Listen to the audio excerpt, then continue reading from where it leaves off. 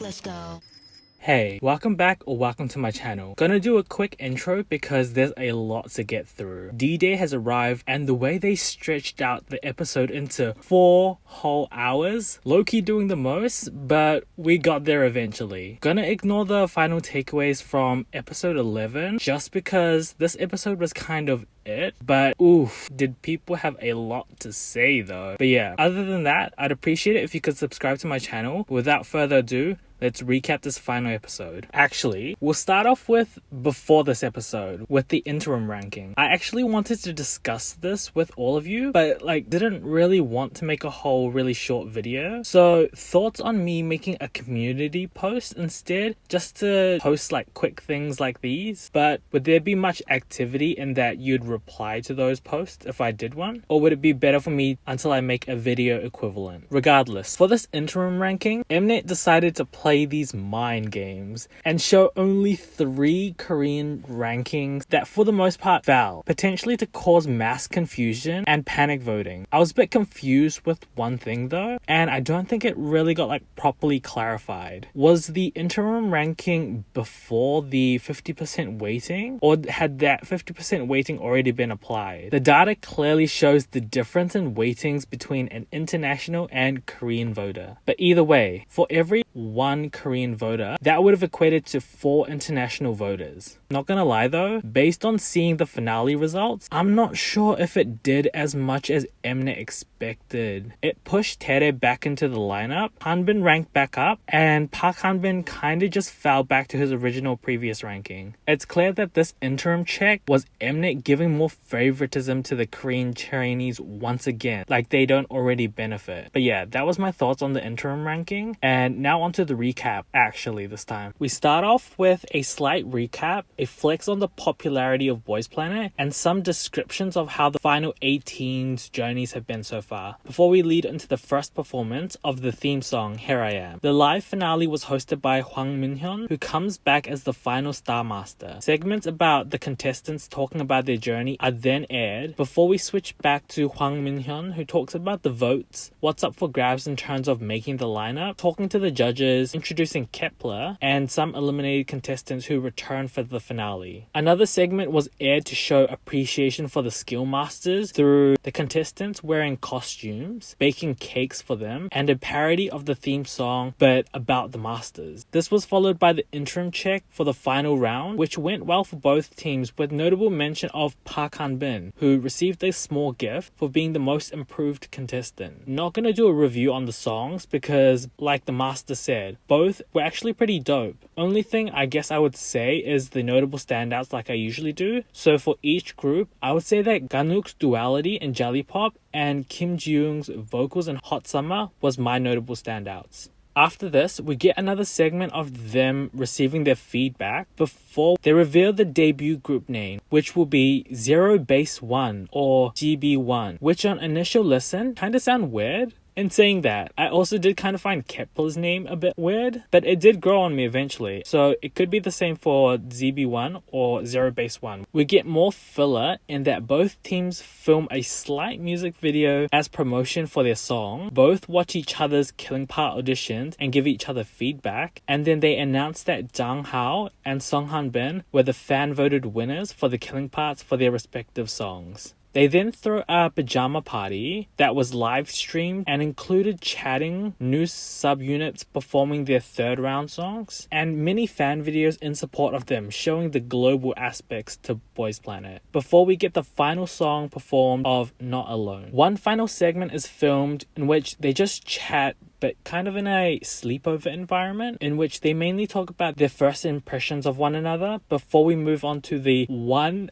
hour and 30-minute long announcement. Now for the reviews. I'll start with the eliminated contestants before I make my way to the debut lineup. I only have 3 eliminated contestants I want to talk about, so I'll just start off with, in 12th place, we have Keita. Once again, my bad luck in global contestants hits with Keita, surprisingly dropping down to 12th place. From what I assume, it's most likely because his Korean voting was on the lower side, which is actual feels bad. An actual shame considering how none of ZB1 screams actual rappers, DB1 has a few idol rappers, but the things Kata could have done for the team though, but I guess the Korean viewers really said yeah nah and decided to fumble the bag with a gem like him. Plus I thought like low-key the honorary Japanese member for kind of like a good start once they start promoting in Japan. But yeah, just hoping Kata accrued a strong fan base to bring back to Cypher, because I know their condition kind of weird with another member who was supposed to join Boys Planet but they dropped out, and then we have another member from Cypher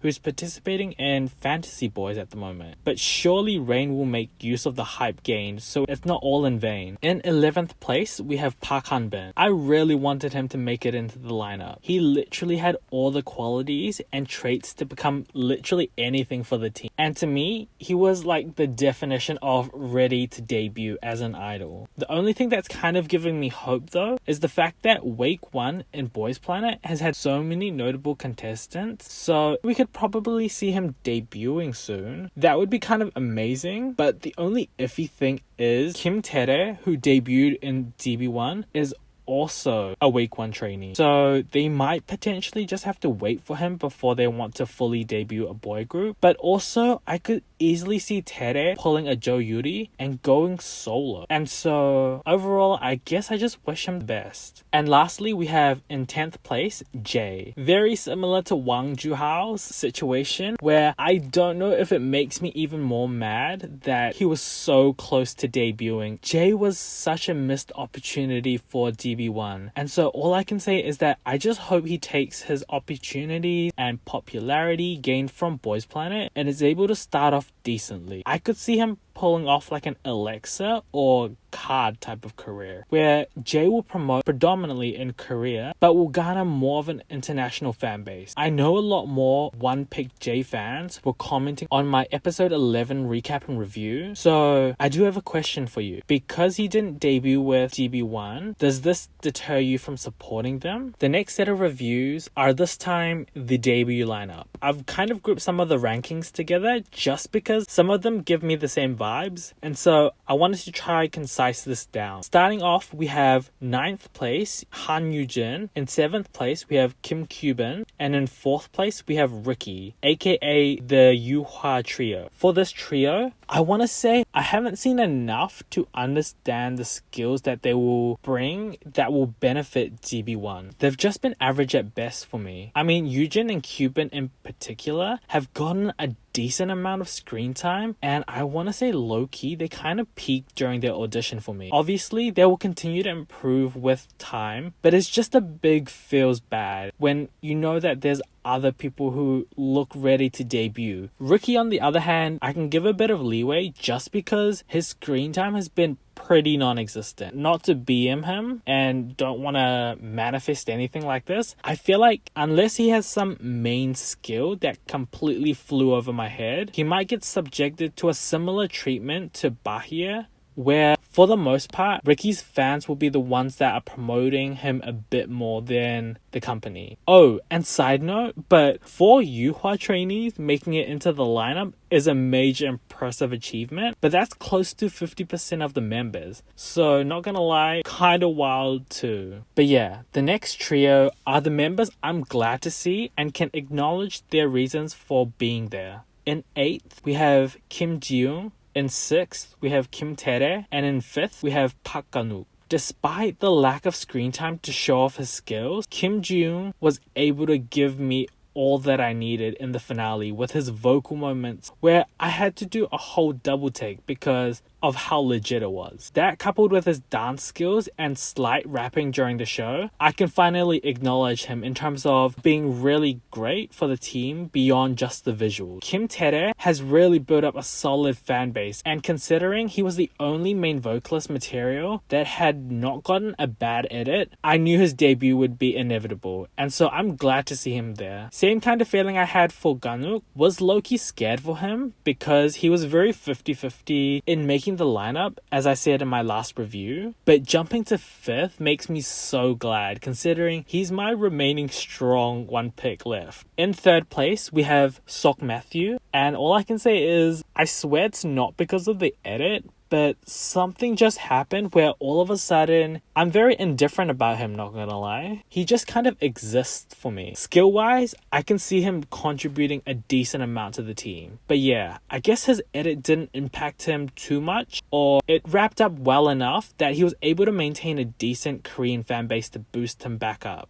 And for second place, we have Sung Han Bin, and first place, we have Jang Hao. I mean, low-key, we knew this duo was gonna debut, since they felt like the representative for the two teams. The only thing I'm shocked about is that Jang Hao came in first, which is an impressive achievement in itself, to be the first non-Korean contestant to rank first in an Mnet survival program. In saying that, about my K-pop questions, one of them was about the realities of Kepler's Chaehyun being the center of Kepler, with the way that it felt like it was kind of being shared. So I feel like the same thing could potentially apply. There is a slight likelihood of him sharing it with Sung Han Bin, but at least Jang Hao is starting off a bit decent, with him confirmed as the killing part for their debut title track and a solo song in the debut album of GB1. Final thoughts. It'll be a bit short just because I've said all I think I needed to say. Will I support GB1? Definitely. I mean, it may not be the lineup that I want. There may be some notable skill disparities between the lineup, but it's a decent enough lineup that I would want to support the first few comebacks just to see how they do. After that though, it's just up to whether I enjoy their music. I'm excited for what's to come for GB1, but also because of the show, I'll also have my eyes on now Wang Ju-hao, Keita, Park Han-bin, Jae, and Kim Jun-hyun in varying degrees. But yeah, that's it for the recap and review. A big massive thank you for watching and commenting along with me for potentially the last Boys Planet related video that I might do. Let me know your thoughts on the debut lineup, the eliminations, whether you'll continue to support GB1, and just any of your final thoughts about Boys Planet.